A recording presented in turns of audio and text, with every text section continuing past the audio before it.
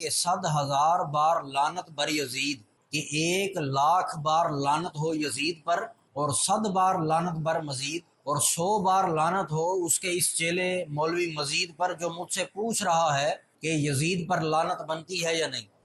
ایک بڑا عجیب سلسلہ چل نکلا ہے کہ لوگ ابھی تک اس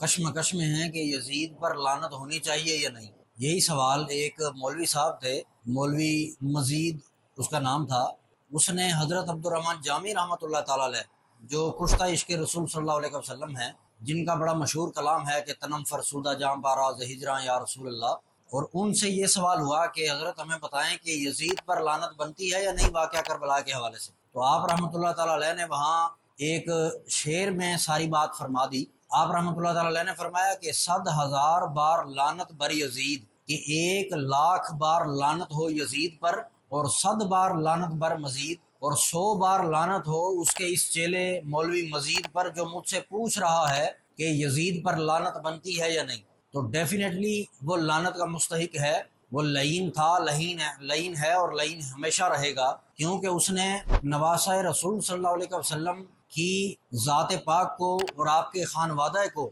اس نے تکلیف پہنچائی ہے۔ آپ دیکھیں کہ حضور علیہ السلام کی حدیث مبارکہ میں، یہ حدیث صحیحہ سے یہ بات ثابت ہے کہ حضور علیہ السلام نے فرمایا کہ جس نے میرے اہل بیت سے محبت کی اس نے مجھ سے محبت کی، اور جس نے انہیں تکلیف دی اس نے مجھے تکلیف دی۔ تو آپ دیکھیں کہ یزید لعین نے امام علی مقام علیہ السلام اور آپ کے خانوادہ کو تکلیف سے